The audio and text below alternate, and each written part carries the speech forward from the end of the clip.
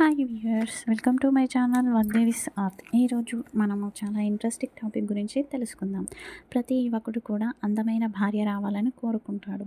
అలా అందమైన భార్య రావాలంటే ఏ మొక్కను నాటాలో తెలుసుకుందాం. అదేవిధంగా మీనరాశి వారికి కలిసొచ్చే రంగులు, వారాల గురించి తెలుసుకుందాం. ముందుగా మనకి మొక్కల గురించి పద్మపురాణంలో వివరంగా వివరించబడింది. ఆనందం కలగడం కోసం అశోక వృక్షాన్ని నాటాలి. సీతాదేవి రావణుడు తీసుకెళ్ళినప్పుడు అశోక వృక్షం కిందనే ఉంది. ఫలితంగా తన శోకం నాశనమైపోయి శ్రీరాముడు యుద్ధం చేసి రావణుడిని గెలిచి సీతాదేవిని తీసుకెళ్ళాడు.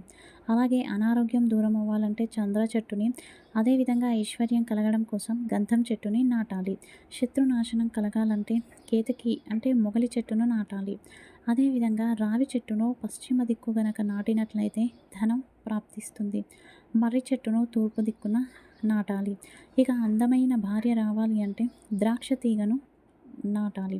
ఇలా ద్రాక్ష తీగను నాటడం వలన సర్వాంగ సుందరి అయిన భార్య లభిస్తుంది. అలాగే ఈ ద్రాక్ష తీగ హైబ్రిడ్ కాకుండా దేశీవాళీ ద్రాక్ష తీగనే మనం నాటాలి. నల్ల ద్రాక్ష లేకపోతే ఆకుపచ్చ ద్రాక్ష అంటే ఏదైనా ఒక ద్రాక్షాన్ని మాత్రమే శాస్త్రంలో ఉంది.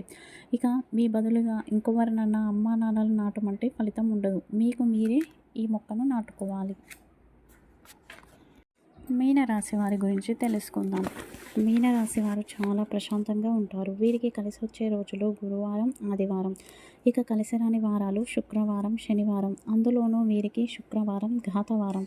కలిసి వచ్చే రంగులు పసుపు రంగు, ఎరుపు రంగు, రాగి, బంగారం రంగు. కలిసి రాని రంగులు నలుపు, నీలము.